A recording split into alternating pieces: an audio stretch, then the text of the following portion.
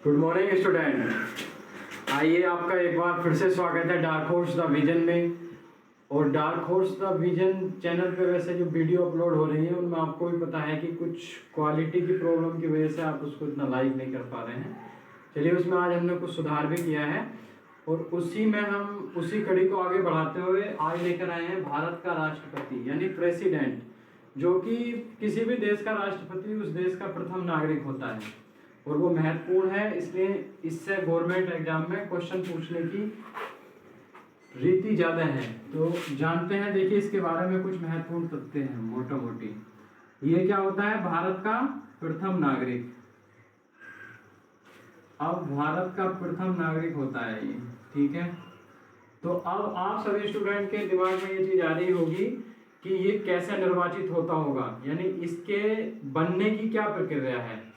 तो जानते हैं, चलिए।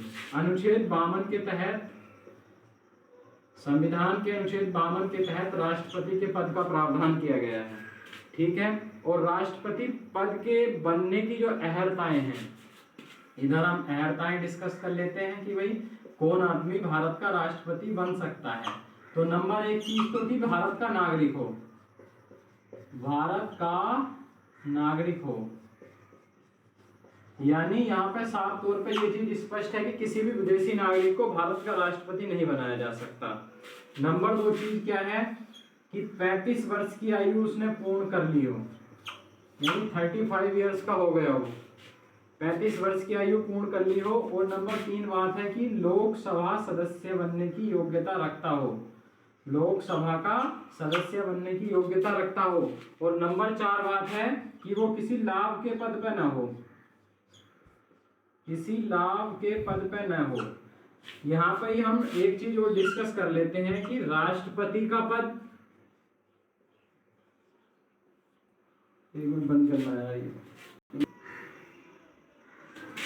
यहाँ पे हमने लाभ के पद की बात की है स्टूडेंट।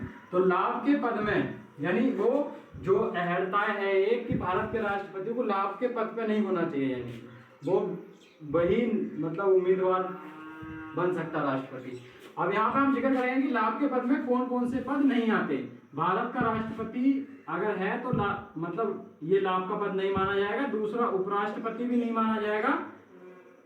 और तीसरा है किसी राज्य का राज्यपाल, ये भी लाभ के पद में नहीं आएगा। और संघ या राज्य का मंत्री, संघ या राज्य का मंत्री भी लाभ के पद में नहीं आएगा। यहाँ पे हम आपको एक मतलब ध्यान देने योग्य बात बता देते हैं। कभी कभी क्वेश्चन ये आ सकता है कि क्या मूल संविधान में लाभ के पद का प्रावधान था या नहीं। तो बता देते हैं कि संविधान में मतलब लाभ के पद का प्रावधान नहीं है, मतलब मूल संविधान जो था उसमें नहीं है ऐसा कुछ भी। चलिए, अब हम जान लेते हैं। यहाँ पे हमने भारत का प्रथम नागरिक और एक अनुच्छेद 52 में मतलब राष्ट्रपति का प्रावधान है राष्ट्रपति पद का, और उसकी अहर्ताएं जान ली कि भारत का नागरिक होना चाहिए, 35 वर्ष की आयु पूर्ण कर चुका हो ये होना चाहिए, लोकसभा का सदस्य बनने की योग्यता रखता हो ये होना चाहिए, और लाभ के पद पर नहीं होना चाहिए। और लाभ के पद में कौन कौन नहीं गिने जाएंगे, यानी राष्ट्रपति, उपराष्ट्रपति, राज्यपाल, संघ या राज्य का कोई भी मंत्री, ये नहीं होंगे। अब हम जान लेते हैं कि भाई चलो कि इसके निर्वाचन की जो रीति है या पद्धति है वो कैसे है। निर्वाचन की पद्धति जानेंगे अब हम कि राष्ट्रपति के निर्वाचन की पद्धति क्या है। निर्वाचन की पद्धति या रीति, तो एक बात जान लीजिए इसमें कि इसके राष्ट्रपति के निर्वाचन में जनता सीधी भागीदारी नहीं करती, जनता सीधी भागीदारी नहीं करती है, यानी मैंने क्रॉस लगा दिया है यहाँ पे कि जनता की सीधे भागीदारी राष्ट्रपति के निर्वाचन में नहीं होगी। जैसा कि जनता की सीधी भागीदारी हम अगर जोड़ कर देखें कहाँ होती है, गांव में, यानी ग्राम पंचायत में, ग्राम प्रधान के इलेक्शन में सीधी भागीदारी होती है, बराबर सीधी भागीदारी होती है जनता की, यानी जनता सीधे वोट डालने जाती है। जबकि राष्ट्रपति के निर्वाचन में ऐसी चीज नहीं है। इसमें जनता के जो प्रतिनिधि होते हैं वे वोट डालते हैं, यानी उनका वोट डाला जाता है। और अब उसमें कौन कौन भाग लेगा ये जान लेते हैं। जब भाई जनता सीधी भागीदारी नहीं करेगी तो कौन भागीदार होगा, तो दोनों सदनों के, यानी राज्यसभा और लोकसभा दोनों सदनों के निर्वाचित सदस्य, ध्यान देने वाली चीज है कि निर्वाचित सदस्य होने चाहिए, ठीक है। निर्वाचित सदस्य दोनों सदनों के इसमें भाग ले सकते हैं। राज्य विधानसभाओं के, राज्य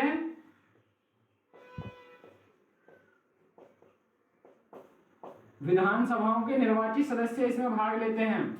और नंबर 3 जो ध्यान देने वाली बात है वो है 2 केंद्र शासित प्रदेश हमारे, एक तो दिल्ली और एवं दूसरा है पुदुचेरी।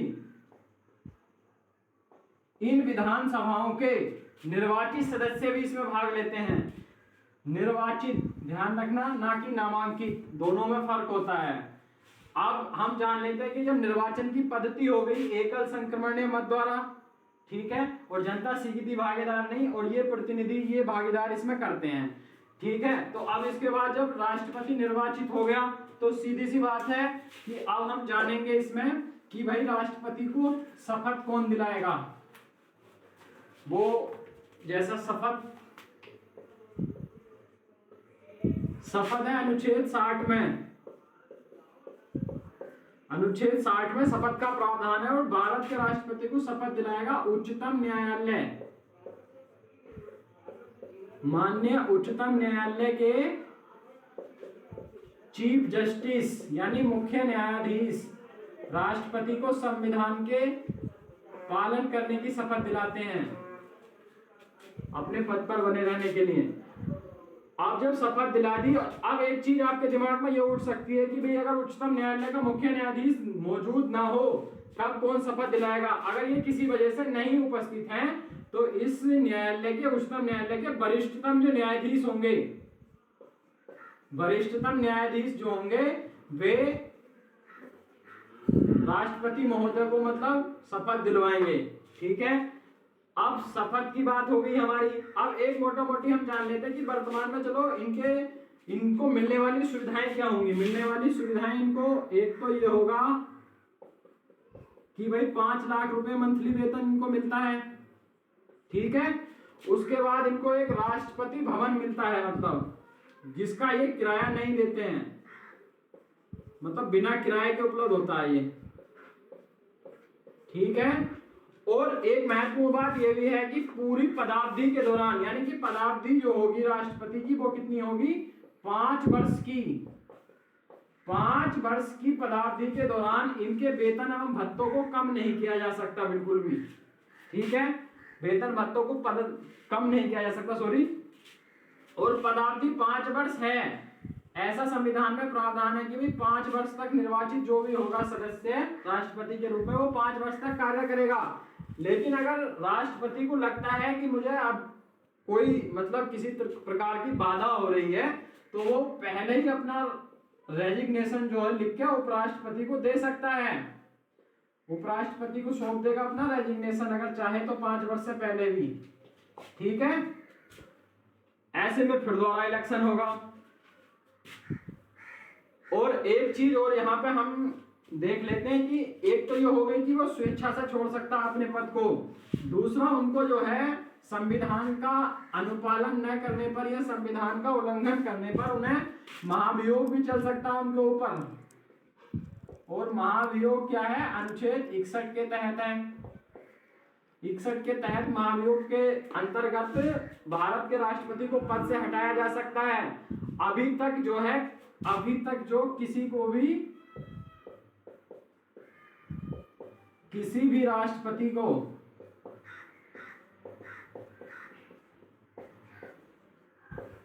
नहीं हटाया गया है, मतलब महाभियोग के उसमें भारत में, ठीक है। महाभियोग की प्रक्रिया से अभी तक किसी को नहीं हटाया गया है। आप जान लेते हैं कि भाई राष्ट्रपति के बारे में और क्या क्या इनके पास शक्तियां होती हैं। ये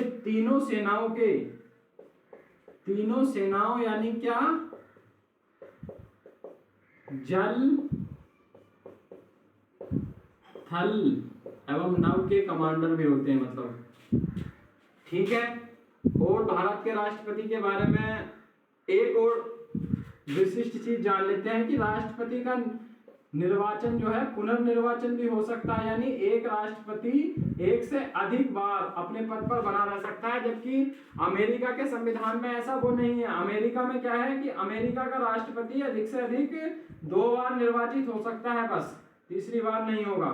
इसमें हो सकता है। और दूसरी चीज क्या है भारत के राष्ट्रपति के बारे में जानने योग्य महत्वपूर्ण की राष्ट्रपति बनने के लिए अर्हता 35 वर्ष है, लेकिन भारत के राष्ट्रपति के लिए अधिकतम सीमा का कोई प्रावधान नहीं है।